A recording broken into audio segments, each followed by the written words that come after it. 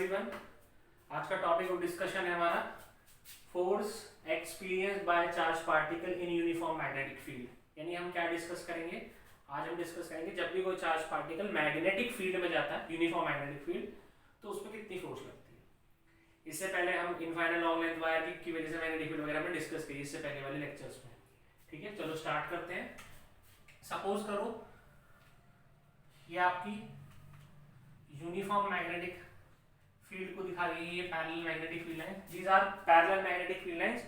और जब भी पैरेलल होती हैं तो यूनिफॉर्म मैग्नेटिक फील्ड होती है। यानी आपकी बी यहाँ पे जो है वो कांस्टेंट है, वेक्टर, मतलब ना ही डायरेक्शन चेंज हो रही है इसकी ओवरऑल और ना ही मैग्नीट्यूड चेंज हो रहा है, हर पॉइंट पे मैग्नेटिक फील्ड सेम है। होता क्या है, यहाँ पर एक चार्ज पार्टिकल v वेलोसिटी से एंटर करता है थीटा एंगल पर। एक चार्ज पार्टिकल v वेलोसिटी से एंटर करता है थीटा एंगल पर, और थीटा एंगल किससे बन रहा है, ये बन रहा है मैग्नेटिक फील्ड से। तो ये देखा गया है जब भी कोई चार्ज पार्टिकल मैग्नेटिक फील्ड में एंटर करेगा तो उसमें फोर्स लगेगी F, magnetic force. That force is directly proportional to charge. That force is directly proportional to v sin theta. That force is directly proportional to b. यानी तीनों equation का आप मिलाओगे तो q v b sin theta ये force लगती है। ठीक है, चार्ज v sin theta और मैग्नेटिक फील्ड के प्रोपोर्शनल होती है। आप लगा दोगे यहाँ पे कांस्टेंट, कांस्टेंट की वैल्यू आती है 1, तो F equal to Q V B sine theta. ये मैग्नेटिक फोर्स का फॉर्मूला आता है अगर कोई charge particle uniform magnetic field में एंटर कर रहा है, यूनिफॉर्म और थीटा एंगल पर। क्योंकि फोर्स वेक्टर क्वांटिटी है तो उसकी वेक्टर फॉर्म है F vector equal to Q V cross B. तो जब कभी आपको फोर्स की डायरेक्शन देखनी होगी तो आप वेलोसिटी का क्रॉस प्रोडक्ट कर दोगे मैग्नेटिक फील्ड के साथ। ठीक है, और क्योंकि क्रॉस प्रोडक्ट से आ रही है तो it means force is always perpendicular to velocity and force is always perpendicular to magnetic field. ये खास बात है। यानी जब कोई चार्ज पार्टिकल मैग्नेटिक फील्ड में एंटर करता है, जो उस पर जो फोर्स लगती है, that force is always perpendicular to velocity. उसकी वेलोसिटी की हमेशा परपेंडिकुलर होती है and always perpendicular to magnetic field, magnetic field के परपेंडिकुलर होती है। ये खास बात है इसकी। ठीक है, डायरेक्शन आप v क्रॉस b से निकाल लोगे। दूसरी एक चीज में बात याद रखते हैं, आप इसे नोट करना।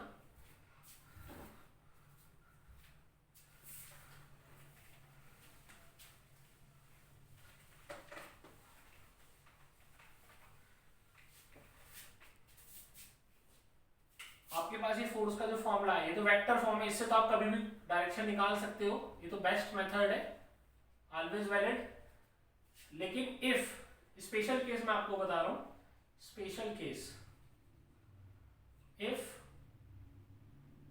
Angle between velocity and magnetic field is 90, अगर एंगल 90 बनता है तो, यानी आपको पता है फोर्स का फॉर्मूला ये है आपका Q V B sine theta, ये थीटा 90 बनता है तो आप देखोगे फोर्स आपकी मैक्सिमम आती है क्यू वी बी। ठीक है, साइन थीटा साइन 91 हो गया। तो इस केस में to see the direction, to see the direction we use Fleming's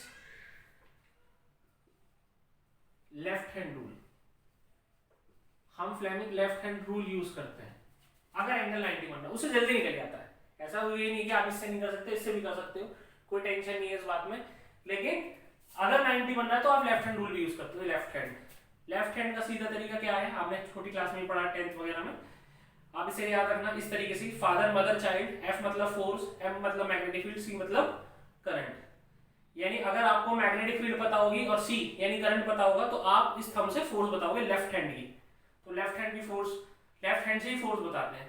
जो बच्चे लेफ्ट हैंडर है, जो लेफ्ट से लिखते हैं, तो मेरी उन लोगों को पर्सनली एडवाइस है कि वो लेफ्ट से लिख रहे हैं तो पहले अपने राइट में पेन ले तब ये लगाए, तो गलती हो जाती है, ऐसी राइट हैंड थंब रूल में गड़बड़ हो जाती है।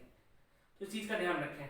तो लेफ्ट हैंड रूल में this thumb show basically force, इससे फोर्स निकल जाती है बस। और जब एंगल क्या हो 90, और उससे पहले v क्रॉस b से अगर आपका एंगल 90 है या नहीं है वो हमेशा वैलिड है। ठीक है, जैसे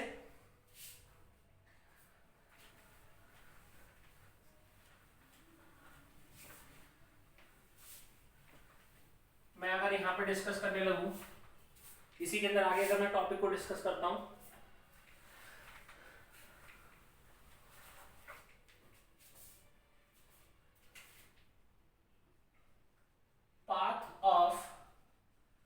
charged particle, path of charged particle in uniform magnetic field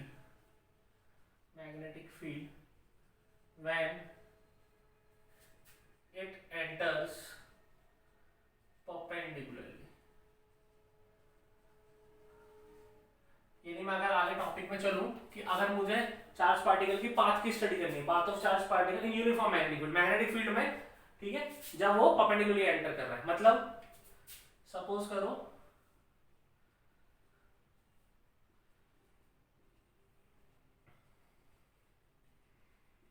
ये आपकी यूनिफॉर्म मैग्नेटिक फील्ड है, magnetic field uniform B inside the plane. उसके बाद आपका चार्ज पार्टिकल किसी v वेलोसिटी से एंटर कर रहा है, ये वेलोसिटी v है, चार्ज पार्टिकल q। तो आप खुद सोचो वेलोसिटी की direction x axis, magnetic field inside the plane मतलब माइनस z एक्सिस, तो दोनों परपेंडिकुलर है, एंगल 90 बन गया। अब मुझे चार्ज पार्टिकल की पाथ की स्टडी करनी है, मतलब फोर्स आपको पता है QVB साइन थीटा होता है, थीटा यहाँ पे 90 बन रहा है, तो आपकी फोर्स आ गई QVB। मुझे इसकी स्टडी करनी है कि फोर्स किधर लगेगी। तो अभी मैंने आपको बताया लेफ्ट हैंड रूल, कैसे use left hand rule, this finger magnetic field, this is current, क्योंकि जिधर पॉजिटिव चार्ज पार्टिकल चलेगा उधर करंट आएगा, तो आप देखोगे फोर्स ऊपर की तरफ आएगी, तो फोर्स इसके ऊपर आ गई। ये देखो सिंपल है।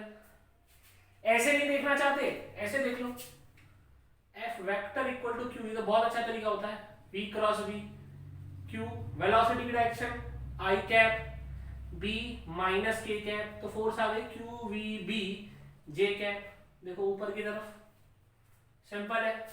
तो चार्ज पार्टिकल फोर्स ऊपर की तरफ लगेगी, तो आप देखोगे चार्ज पार्टिकल अपने पास से थोड़ा सा ऐसे हो जाएगा, ऊपर की तरफ लगेगी, ऊपर को भी चलेगा, ये वेलोसिटी से आगे चलेगी, थोड़ा ऐसे हो जाएगा। जब यहाँ पहुंचेगा तो उसकी वेलोसिटी कुछ ऐसे होगी, फिर आप देखो उस पर फोर्स की डायरेक्शन, फिर से वही मैग्नेटिक फील्ड इनसाइड, करंट ऊपर, तो फोर्स देखो किधर आएगी, ऐसे आ गई। दूसरे तरीके से कैसे देखना चाहते हो, F वेक्टर बराबर Q V J cap B minus K cap, तो आप देखोगे माइनस QVB I कैप आ गया, सिंपल है, वेक्टर से ये आ गया। तो फिर पार्टिकल और घूम जाएगा, तो इस तरीके से आप करते रहोगे तो आप देखोगे कि पार्टिकल का पाथ जो होगा वो सर्कुलर हो जाएगा, क्योंकि हर पॉइंट पर यहाँ देखोगे वेलोसिटी, तो हर पॉइंट पर फोर्स जो आएगी वो परपेंडिकुलर आएगी और टुवर्ड द सेंटर आएगी, सिंपल। इट मींस क्या पता लगा हमें, ये पता लगा कि अगर कोई चार्ज पार्टिकल मैग्नेटिक फील्ड में परपेंडिकुलरली एंटर कर रहा है तो उसका पाथ सर्कुलर होता है। क्यों? क्योंकि वहां एंगल 90 बन गया, फोर्स आ रही है QVB, और वो जो फोर्स आ रही है that is always perpendicular to velocity, वो वेलोसिटी की हमेशा परपेंडिकुलर है। तो मैकेनिक्स का लॉ ये कहता है, according to mechanics, when force is perpendicular to velocity continuously, then path is circular, तो पाथ सर्कुलर होता है, ये मैकेनिक्स का लॉ, ठीक है। तो पाथ इसका सर्कुलर होता है। तो ये हमें कैसे पता लगा, हमें ऐसे पता लगा, हमने फोर्स की डायरेक्शन देखी, वो हमेशा टुवर्ड द सेंटर आ रही थी।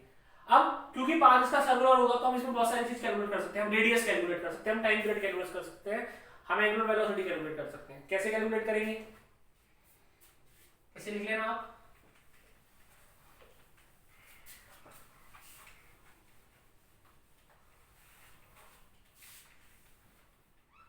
तो जैसे सपोज करो मैं यहाँ से बात करता हूँ, ये वेलोसिटी v है और ये फोर्स है इस तरीके से, तो आपको पता है इस फोर्स के अलावा कोई और फोर्स नहीं लगी, ग्रेविटी वगैरह यहाँ पे है नहीं, कुछ और नहीं है, तो इस फोर्स के अलावा कोई और फोर्स नहीं लगी सेंटर की तरफ। तो न्यूटन्स के लॉ के according net force equal to ma, ठीक है, ये फोर्स लग रही है, और जो आपका जो एक्सेलरेशन होगा that acceleration equal to ac, centripetal acceleration, यानी F इक्वल टू mac, यानी आपके पास क्या आ जाएगा, अभी आपने निकाला है फोर्स QVB और सेंट्रीपिटल एक्सेलरेशन सबको पता है v square by r, v से v कैंसिल आउट, तो QB equal to mv by r, यानी radius equal to mv over QB, simple.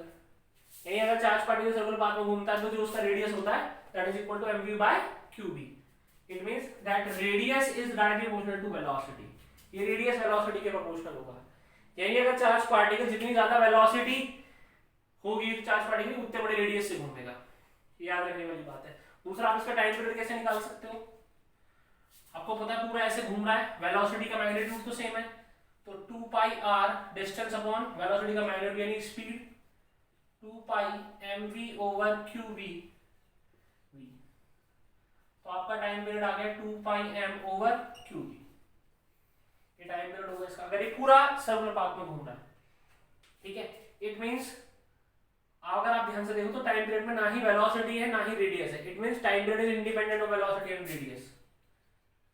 Time period is independent of velocity and radius. ठीक है. और भी इसमें आप चीजें निकाल सकते हो. और क्या निकाल सकते हो, और इसमें आप निकाल सकते हो, आप फ्रीक्वेंसी निकाल सकते हो, एंगुलर फ्रीक्वेंसी निकाल सकते हो. जैसे फ्रीक्वेंसी 1 टाइम पीरियड होगी तो ये आ जाएगा आपके पास qb ओवर 2 पाई m. ये निकल गया. Angular frequency 2 pi by T, 2 pi time period की वैल्यू 2 पाई m अपॉन qb. तो आपके पास एंगुलर फ्रीक्वेंसी आ गई qb बाई m.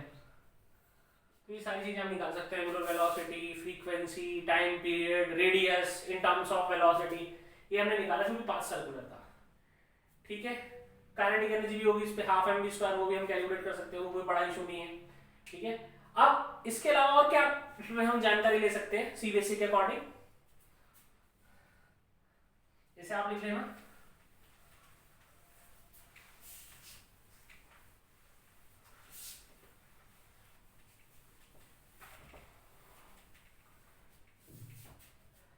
ज्यादातर इस पे एक सीबीएसई पूछती है. सीबीएसई किसी कॉम्पिटिशन पूछा जाता है. इन जनरल क्वेश्चन होता है तो मैं बताएगा क्योंकि थोड़ी सी इलेक्ट्रोस्टैट लगेगी कि सपोज करो एक चार्ज पार्टिकल m मास का रेस्ट पर है. ठीक है.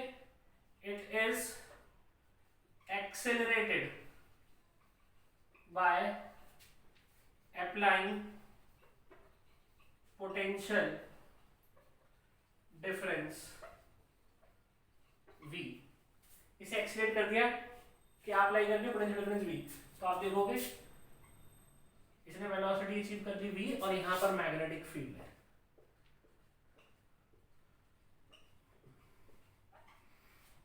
ठीक है. ये आपकी यूनिफॉर्म मैग्नेटिक फील्ड है v. समझने की कोशिश करना.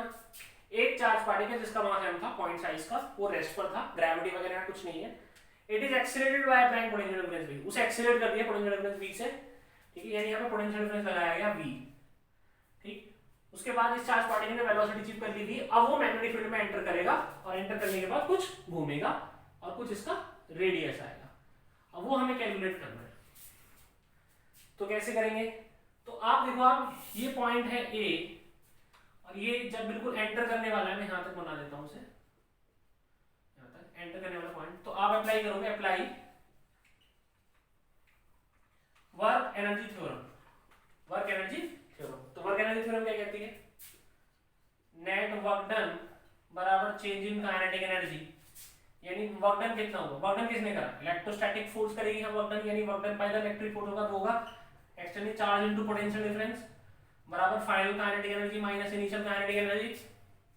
यानी q ये potential energy v, final kinetic energy half mv square, initial थी नहीं 0. तो आप देखोगे 2qv ओवर m रूट में ये वेलोसिटी आ गई चार्ज पार्टिकल की. सिंपल है. यानी अगर आप मुझे रेडियस निकालना है mv ओवर qv से तो मुझे पता लग गया mv root qv over m और q. ये आ गया. तो ऐसे रेडियस निकाल सकते हैं. तो ये सीबीएसई पूछ लेती है. और क्या पूछती है सीबीएसई इसके अलावा. इसके बारे में बहुत जानकारी देती है वो. इसे आप लिखना